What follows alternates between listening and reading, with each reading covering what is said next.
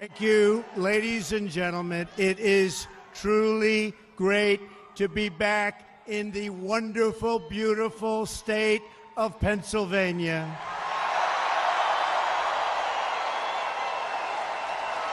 I love this state, and I love the people of this state.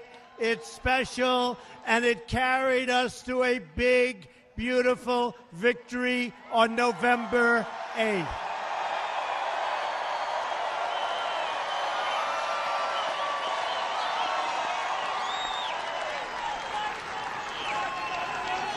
I want to recognize some of our friends that have helped us so much. Congressman Scott Perry, G.T. Thompson, a couple of my originals, Mike Kelly, who I watched on television. He was great. Where's Mike Kelly? Where is Mike Kelly? He's here someplace. Where is he? Boy, were you great on television this morning.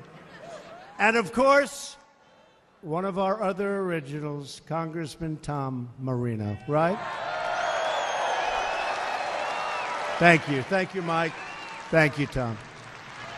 As you may know, there's another big gathering taking place tonight in Washington, D.C. Did you hear about it?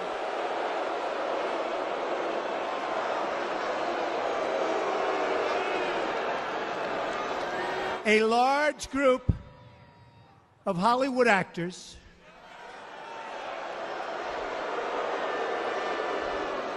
and Washington media are consoling each other in a hotel ballroom in our nation's capital right now.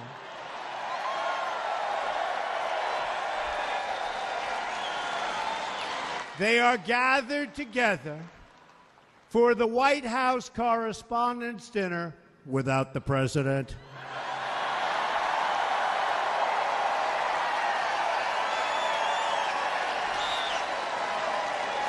And I could not possibly be more thrilled than to be more than 100 miles away from Washington Swamp, spending my evening with all of you and with a much, much larger crowd and much better people, right? Right?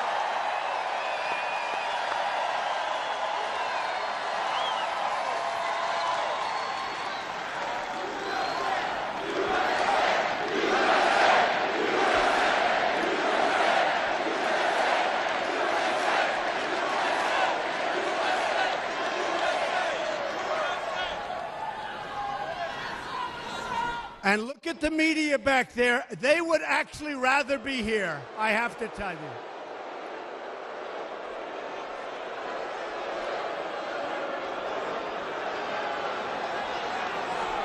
That's right.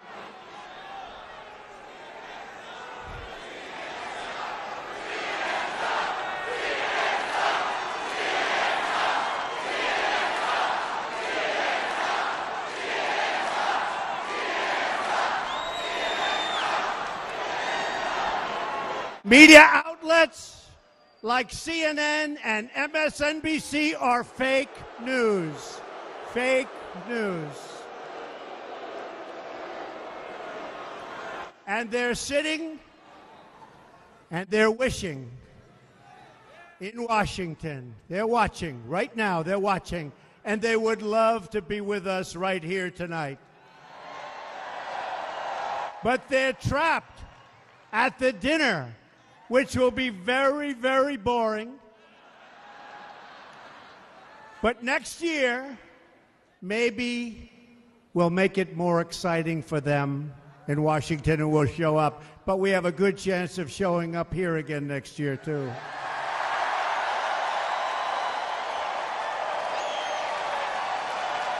The truth is, there is no place I'd rather be than right here in Pennsylvania to celebrate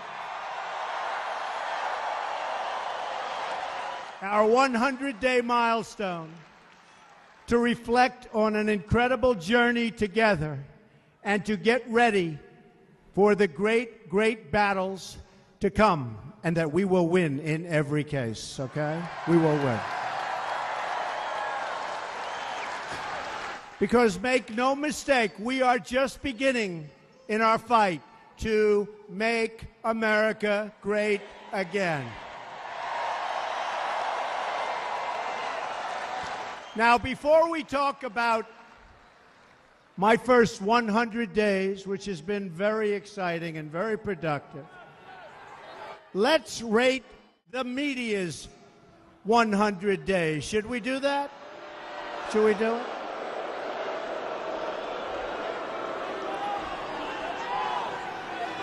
Because, as you know, they are a disgrace. According to a Morning Consult poll, more than half of Americans say the media is out of touch with everyday Americans, and they've proven that. According to Media Research Center, 89% of the media's coverage of our administration has been negative and purposely negative. And perhaps that's because, according to the Center for Public Integrity, 96% of journalists who made donations in the last election gave them to our opponent. Does anybody remember who our opponent was? Huh?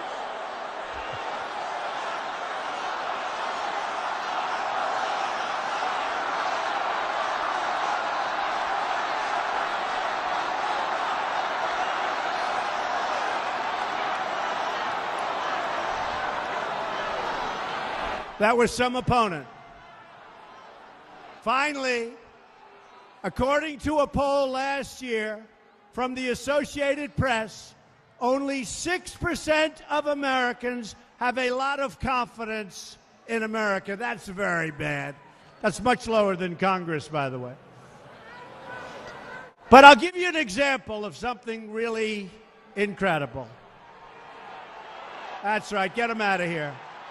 Get them out.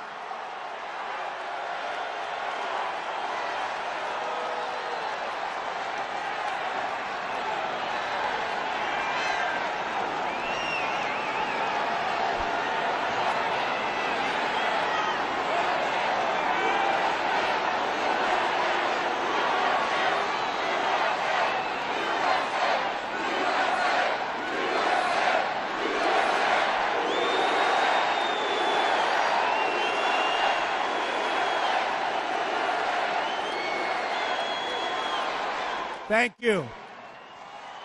Thank you. Thank you.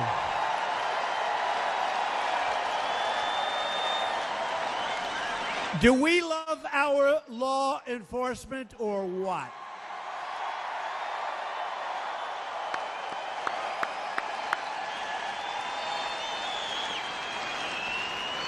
And I want to thank the fire marshals. They have a lot of people standing outside. We really maxed out. We broke the all-time record for this arena. How old is this arena? This is not a... We broke the all-time record. And I don't have a guitar, which is pretty tough. Huh? So just as an example of media, take the totally failing New York Times.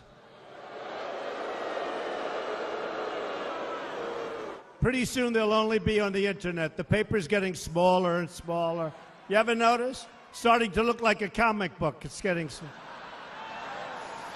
But I will tell you, because I watched, and I used to be in the real estate business, they sold their beautiful New York Times building in Manhattan, a cathedral to journalism, such a beautiful, beautiful building, for around $130 million. And a group that bought it later sold it for approximately $500 million.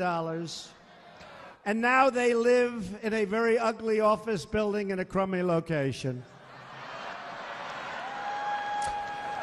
Next, they buy the Boston Globe newspaper with losses for $1.3 billion, invest millions and millions and millions of dollars to get it going, and in the end, they sell it for $0. They give it away.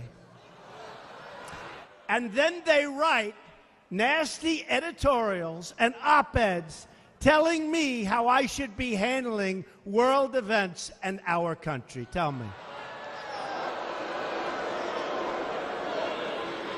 But that's what we have. They're incompetent, dishonest people who, after an election, had to apologize because they covered it, us, me, but all of us.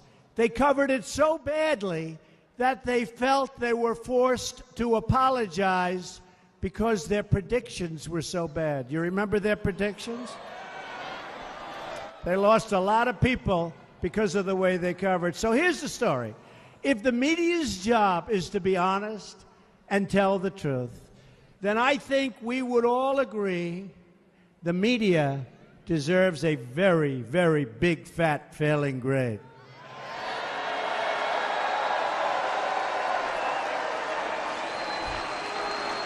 Very dishonest people, and not all of them. You know, we call it the fake news. Not all of them. You notice now everybody's using the word fake news. Where did you hear it first, folks? By contrast, for the last 100 days, my administration has been delivering every single day for the great citizens of our country, whether it's putting our coal miners back to work, protecting America's steel and aluminum workers. We love that steel and aluminum. Or eliminating job-killing regulations. We are keeping one promise after another, and frankly, the people are really happy about it. They see what's happening.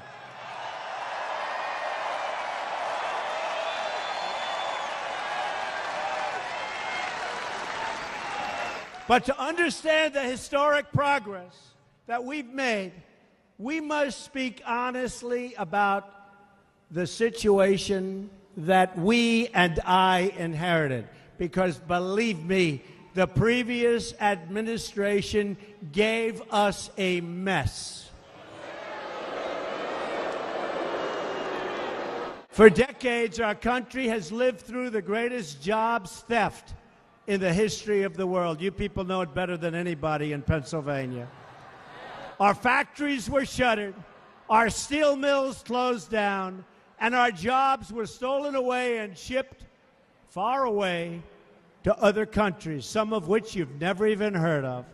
Politicians sent troops to protect the borders of foreign nations, but left America's borders wide open for all to violate. We've spent billions and billions of dollars on one global project after another, and yet, as gangs flooded into our country, we couldn't even provide safety for our own people. Our government rushed to join international agreements where the United States pays the costs and bears the burdens, while other countries get the benefit and pay nothing. This includes deals like the one-sided Paris Climate Accord, where the United States pays billions of dollars while China, Russia, and India have contributed and will contribute nothing. Does that remind you of the Iran deal? How about that beauty, right? On top of all of that, it's estimated that full compliance with the agreement could ultimately shrink America's GDP by $2.5 trillion over a 10-year period. That means factories and plants closing all over our country. Here we go again. Not with me, folks.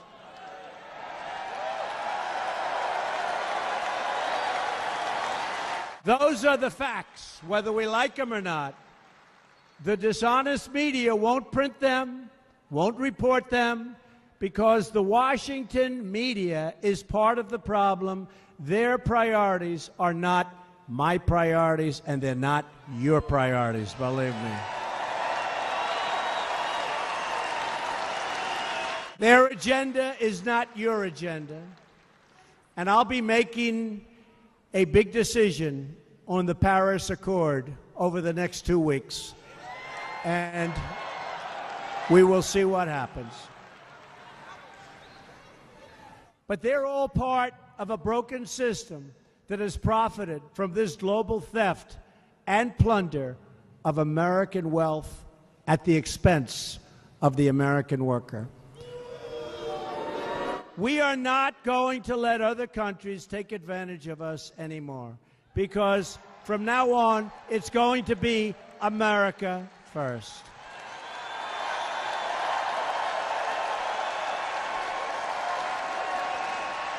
And I have to.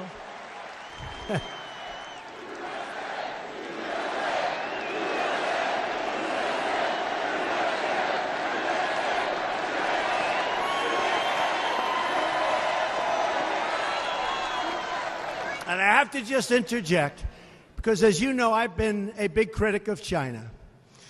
And I've been talking about currency manipulation for a long time. But I have to tell you that during the election, number one, they stopped. But more importantly, just to show you the dishonesty. So we have currency manipulation by China.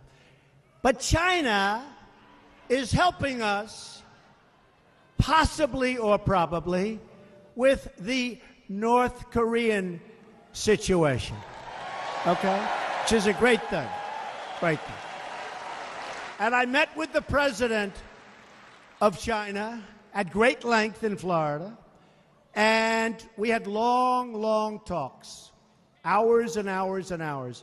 He's a good man. Now, he's representing China. He's not representing us, but he's a good man. And I believe he wants to get that situation taken care of. They have tremendous power, and we'll see what happens. But the media said Donald Trump refuses to name China a currency manipulator. Now, think of this, right? Now, we have to have a little flexibility.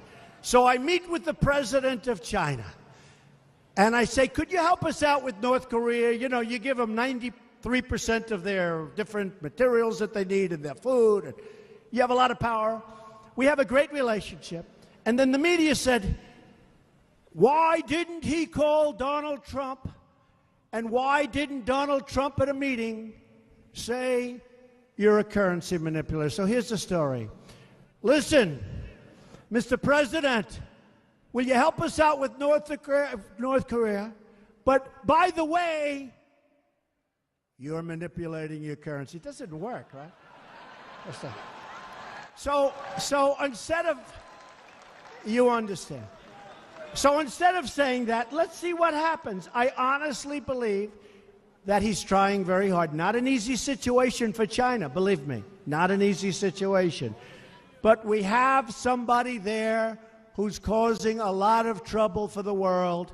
We have China, who is really trying to help us. You've seen they've sent back vast amounts of coal coming out of North Korea. So let's see what happens. And I think it's not exactly the right time to call China a currency manipulator right now. Do we agree with that?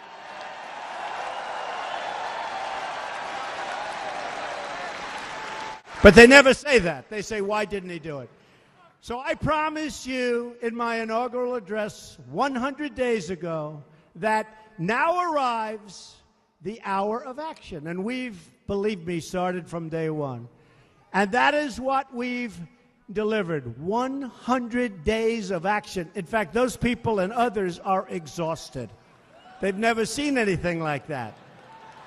They've never seen anything like this. We are ending the offshoring and bringing back our beautiful, wonderful, great American jobs. We are eradicating the criminal gangs and cartels that have infiltrated our country. You're reading about them all the time. Some of you have big problems with them. Thank you for that sign. Blacks for Trump. I love that guy. Blacks for Trump. Thank you. Thank you. Thank you, man. That's great. That's really cool. I appreciate it. And we're taking steps to renegotiate or cancel any agreement that fails to protect American interests. Here are just some of our great achievements from the first 100 days. And I will tell you, in addition to that, we have built such strong foundations with the leaders of foreign countries, and we're set to rock. But we have great relationships with Germany and Japan and China and so many others. The UK, such great relationships. That's part of the process. We've appointed and confirmed a brand new Justice of the United States Supreme Court.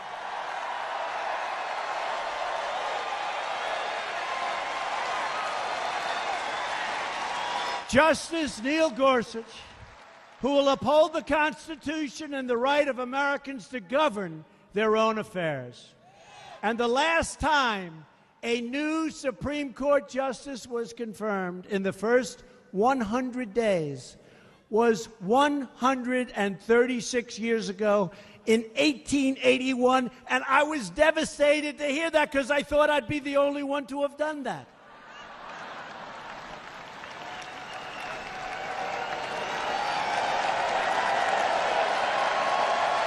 A long time ago. To protect our jobs and our economic freedom, I immediately withdrew the United States from the horrible, disastrous, would have been another NAFTA but worse, Trans-Pacific Partnership. That would have taken your jobs in Pennsylvania, that I can tell you. That was a total hoax. The TPP would have been a tremendous disaster for our country, and we are not going to surrender Pennsylvania jobs ever again. We've done that once before. It's not going to happen. We've just launched an investigation into foreign steel dumping and aluminum dumping throughout our country. We are reviewing every single trade deal, and wherever there is cheating, we will take immediate action, and there will be penalties.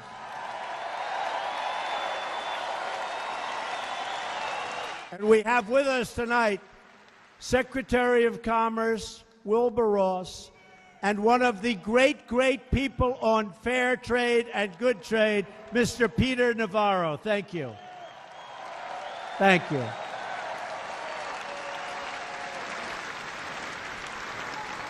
And we will renegotiate NAFTA, and if we don't get a good deal and a fair deal for our country, and I've been saying for a long time, we'll either renegotiate or we'll terminate. I announced the other day we were going to terminate. Everybody said we'll terminate.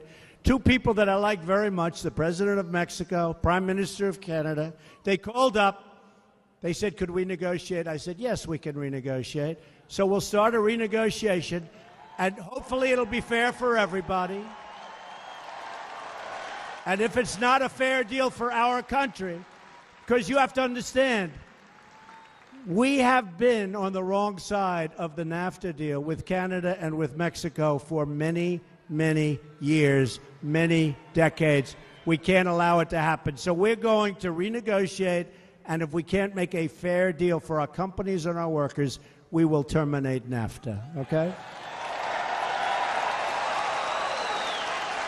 Our directives will put brand new Pennsylvania steel into the spine of America.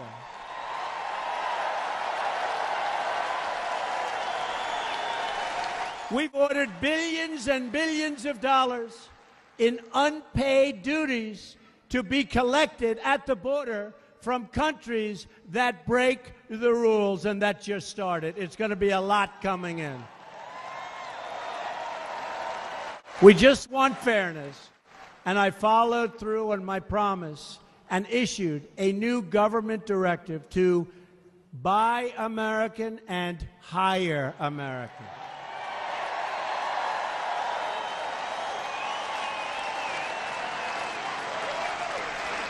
In just these first few months, We've created 99,000 new construction jobs, 49,000 new manufacturing jobs, and 27,000 new mining jobs. Who are the miners here?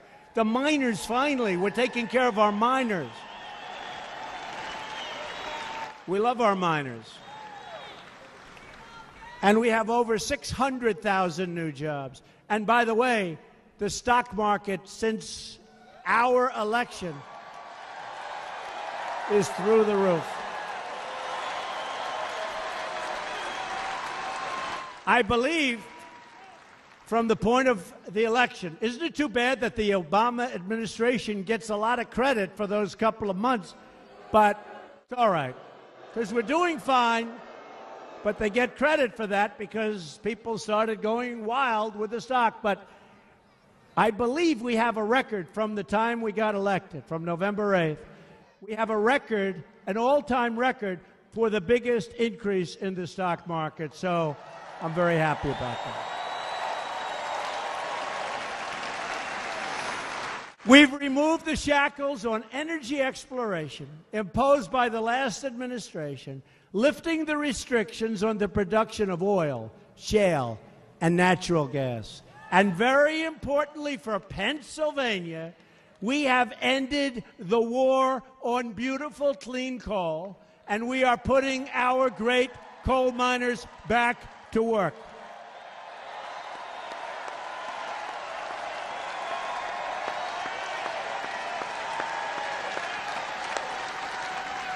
We love our miners. I'm also very pleased to say that we have finally cleared the way for the construction of the Keystone XL and Dakota Access pipelines, 48,000 new jobs.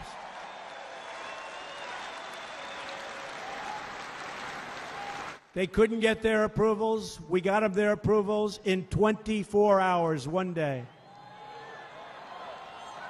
And I want to tell you, the heads of those two companies, they didn't know what the hell happened. They said, how did this happen? They should go to bed and say their prayers. But that's going to be approximately 48,000 jobs. My administration has also scrapped a job-killing regulation that was threatening our auto workers.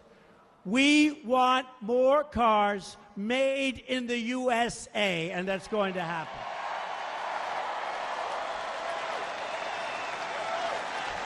We've created a new rule which requires that for every one new regulation, 2 old regulations must be eliminated. And we have signed massive executive orders clearing up the environmental bureaucracy. We're going to have jobs, and you're seeing them already. We've also been very busy on the legislative front, which we have gotten no credit for, and yet I am signing away. I've signed 29 new bills, a record not surpassed since the Truman administration. This includes 13 resolutions to eliminate intrusive federal regulations, the most ever signed in our history.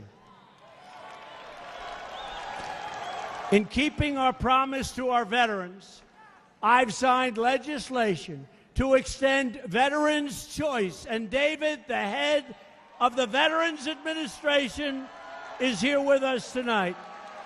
David Shulkin. He's done an incredible job. And we've increased by 42% the approval for veterans using the Choice program. I've also created an Office of Accountability at the VA. Our message to federal workers is clear. If you fail our veterans, you will be held accountable. First time.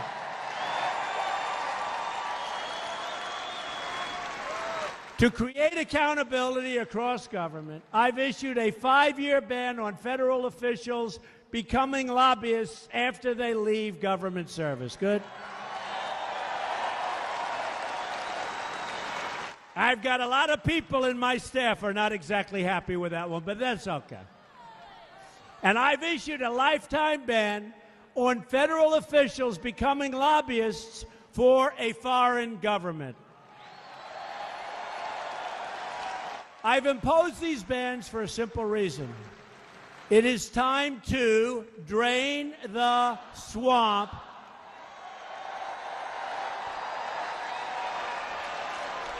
and that's what we're doing in Washington, D.C. Perhaps in no area have past governments sold out special interests and foreign lobbyists more than on the issue of immigration. Year after year, you pleaded for Washington to enforce our laws. As illegal immigration surged, refugees flooded in, and lax vetting threatened your family's safety and security.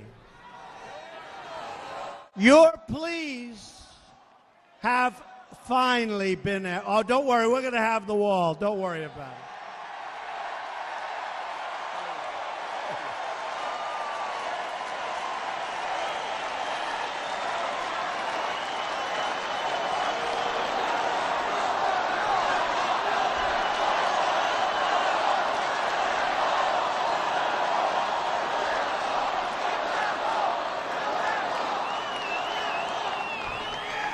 You know, we've done so well at the border, a lot of people are saying, oh, wow, maybe the president doesn't need the wall. We need the wall to stop the drugs and the human trafficking. We need the wall. In just 100 days, we have taken historic steps to secure our border, imposed needed immigration control like you've never seen before. Is that true? And properly screen and vet those seeking admission into our country. They are going to come in because they love our country. We're not taking them otherwise. We are operating on a very simple principle, that our immigration system should put the needs of American workers, American families, American companies, and American citizens first.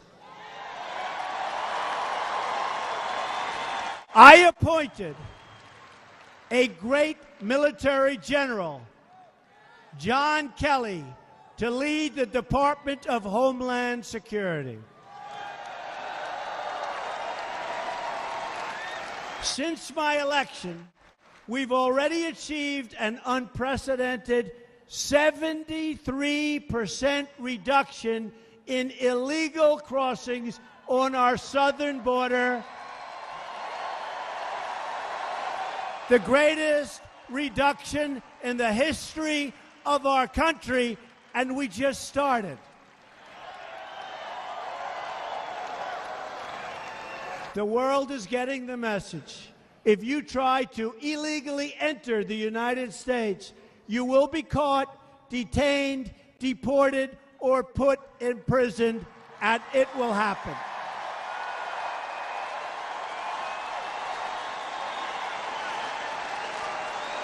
As I campaigned across the nation, I met with the grieving mothers and fathers of children who had been killed, viciously killed, violently killed by illegal immigrants.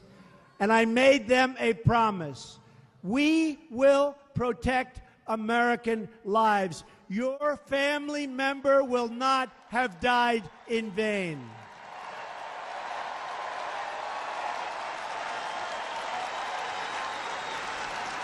Last week, we opened an office to support the victims of immigration crime called Voice, to make sure that no American victim is ever again ignored by their government. Not going to happen anymore.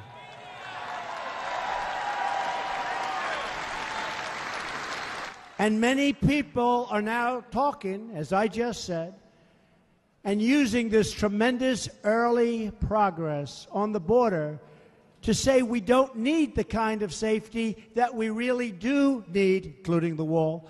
We need safety. We need cameras. We need all of the things that we're going to be putting in and we need the wall. And we will build the wall as sure as you are standing there tonight. We need the wall.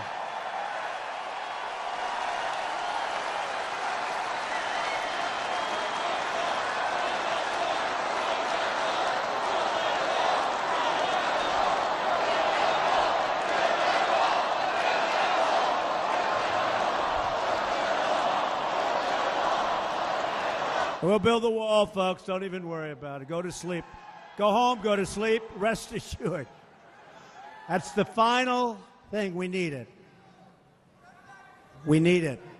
And if the Democrats knew what the hell they were doing, they'd approve it so easy, because we want to stop crime in our country. Obviously, they don't mind illegals coming in. They don't mind drugs pouring in. They don't mind, excuse me, MS-13 coming in. We're getting them all out of here. Members of Congress who will be voting on border security have a simple choice. They can either vote to help drug cartels and criminal aliens trying to enter the United States, like, frankly, the Democrats are doing, or they can vote to help American citizens and American families be safe. That's the choice. Who do you want to represent you? Unfortunately, Democrats in Congress have no leadership. They're rudderless. Senator Schumer is a bad leader.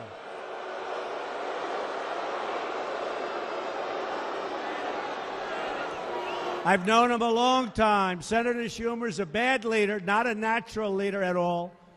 He works hard to study leadership. When you have to study leadership, you got problems.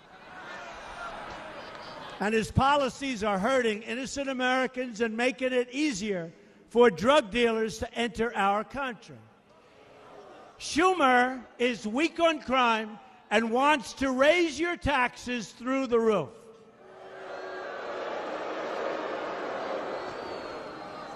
He is a poor leader, known him a long time, and he's leading the Democrats to doom.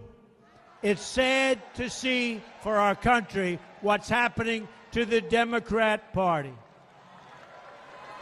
At the heart of my administration's efforts to restore the rule of law has been a nationwide crackdown on criminal gangs, and that means taking the fight to the sanctuary cities that shield these dangerous criminals from removal.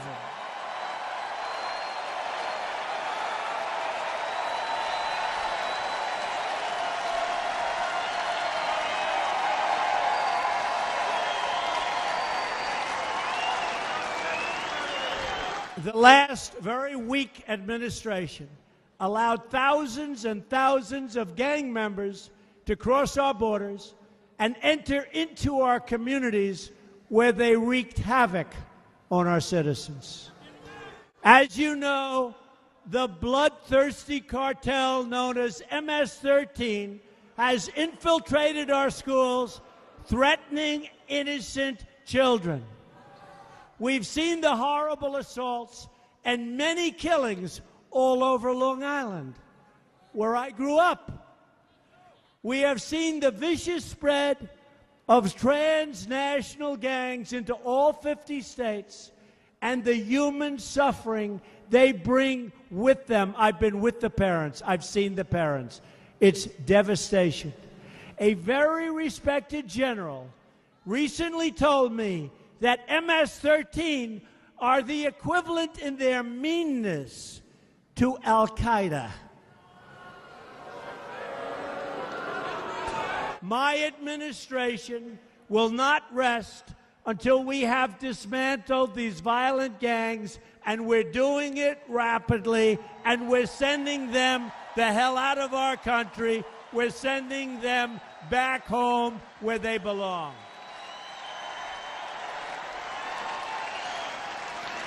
One by one, we're finding the illegal immigrant drug dealers, gang members, and killers, and removing them from our country. And once they are gone, folks, you see what we're doing, they will not let them back in. They're not coming back. In this effort to restore safety to our country, we are going to strongly support the incredible men and women of law enforcement.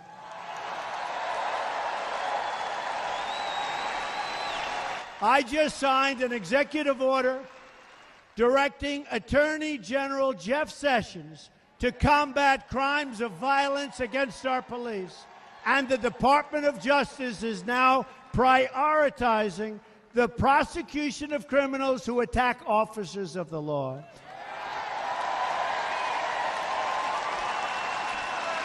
And we are also working round the clock to keep our nation safe from terrorism. My administration has taken historic steps to improve screening and vetting for those seeking visas to enter the United States. We have seen the attacks from 9/11 to Boston to San Bernardino. We have seen the bloodshed overseas. You look at what's happening in other countries. We already have enough problems to worry about in the United States, which we love so much. We don't need to be admitting people who want to oppress, hurt, or kill innocent Americans. They're not coming in. So let me state this as clearly as I possibly can.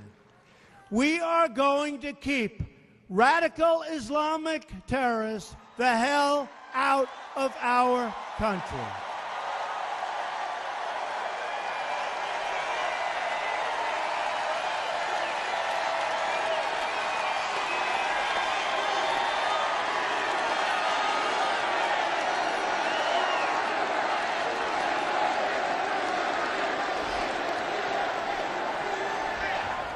So I have a question for you. You've been to a lot of rallies. You've seen a lot of rallies. First of all, is there any place like a Trump rally in all fairness? Right? So I did this a little bit during the rally. Haven't done it in a long time.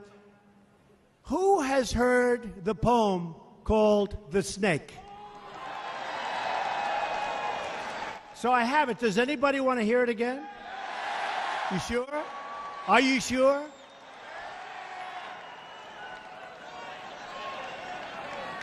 Okay.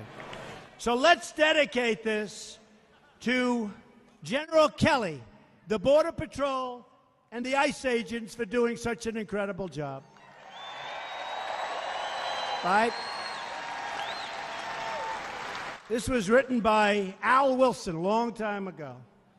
And I thought of it having to do with our borders and people coming in. And we know what we're going to have. We're going to have problems. We have to very, very carefully vet. We have to be smart. We have to be vigilant. So here it is, The Snake. It's called The Snake. On her way to work one morning, down the path along the lake, a tender-hearted woman saw a poor, half-frozen snake. His pretty-colored skin had been all frosted with the dew. "Poor thing," she cried, "I'll take you in, and I'll take care of you." The border. "Take me in, O tender woman. Take me in, for heaven's sake. Take me in, O tender woman," sighed the vicious snake. She wrapped him up all cozy in a comforter of silk and laid him by her fireside with some honey and some milk. She hurried home from work that night, and as soon as she arrived, she found that pretty snake she'd taken in had been revived. "Take me in, O tender woman. Take me in, for heaven's sake. Take me in, O tender woman," sighed that vicious snake. She clutched him to her bosom. "You're so beautiful," she cried. "But if I hadn't brought you in by now, oh heavens, you would have died." She stroked his pretty skin again and kissed him and held him tight. But instead of saying thank you, that snake gave her a vicious bite. Take me in, O tender woman. Take me in, for heaven's sake. Take me in, O tender woman, sighed the vicious snake. I have saved you, cried the woman, and you've bitten me, heavens, why? You know your bite is poisonous, and now I'm going to die. Oh, shut up, silly woman, said the reptile with a grin.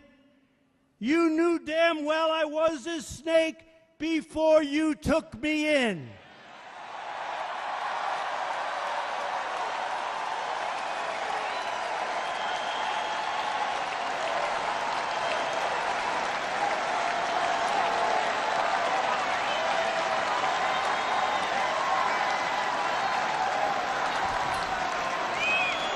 Does that explain it, folks? Does that explain it? Keeping America safe also means rebuilding our defenses under the leadership of General Mad Dog Mattis, and he is doing great. He's doing great. And by the way, he's the man that recommended General Kelly. I said, Mad Dog, you got to give me a great general for the border. He gave me a great general, General Kelly. We have begun the process of rebuilding our military and restoring full readiness. We are also protecting taxpayer dollars. I've already saved more than $725 million on a simple order of F-35 planes. I got involved in the negotiation. And there's billions of dollars to be saved on that and many other things. We've also stepped up the fight against ISIS, and we will not stop until ISIS has been destroyed. At the same time, we've strengthened our friendships and alliances all around the world. For instance, we were very proud to quietly work with the Egyptian government last week to ensure that an American citizen, a beautiful young woman named Aya, came home after being in an Egyptian prison for the past 3 years. She was going to be there for another 28 years.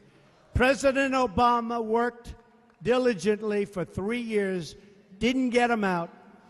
I met with President El-Sisi, and it worked out quickly. And he was great. He was great about it. And not only did the court system in Egypt and President El-Sisi let her out, but they let out her husband, and they let out a total of 8 people that were innocent, and they're all back here right now.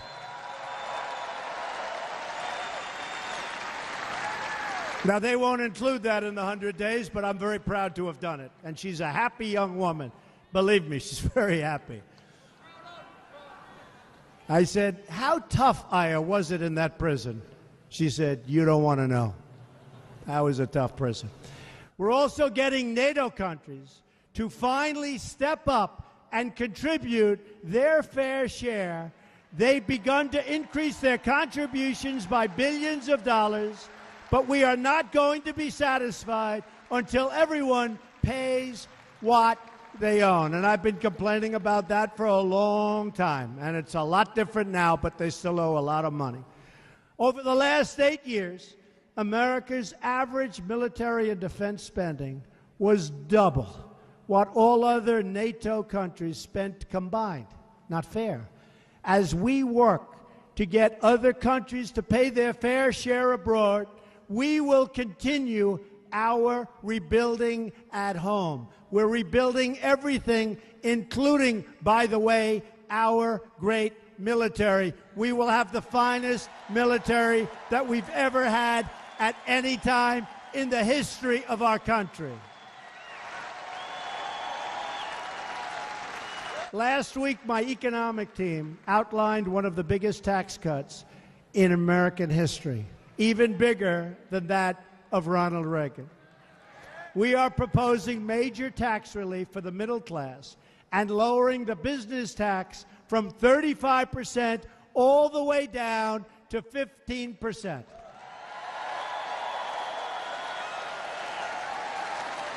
And you will see companies expand, companies come back into our country, companies not leave our country anymore because taxes and regulations are so onerous. You will see what happens. Let me also be very clear in saying that we are going to save Americans' health care and repeal and replace that disaster known as Obamacare, which is dying, dying, dying. Obamacare is dead anyway, folks. You know, they always like to compare, well, what about Obamacare's dead. It's gone. The increases were massive last year. They're going to be bigger this year. And the insurance companies are fleeing. One of the top people in the insurance industry said, Obamacare is in a death spiral. There's nothing they can do.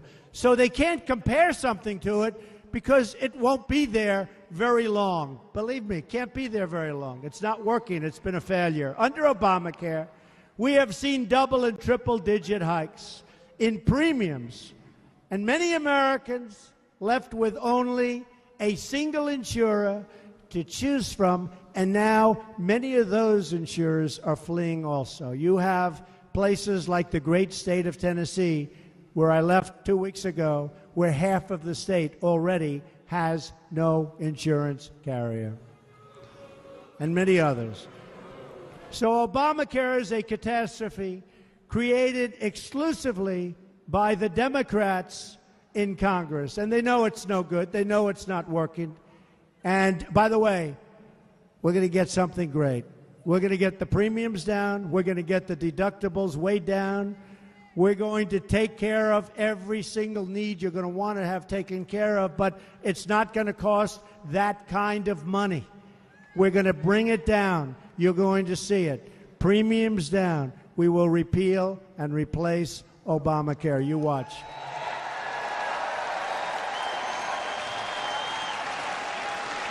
We're going to give Americans the freedom to purchase the health care plans they want, not the health care forced on them by the government.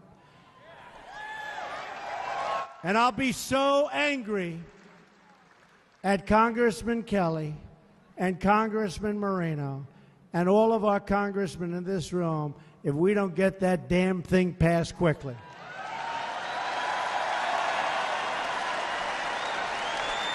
They'll get it done. We know them. They'll get it done. In all things, we are returning power to the people where it belongs. We're going to defend the Second Amendment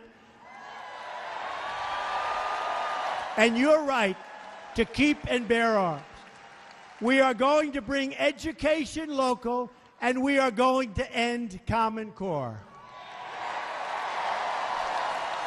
We are going to stop federal overreach and defend the God-given rights of every American family.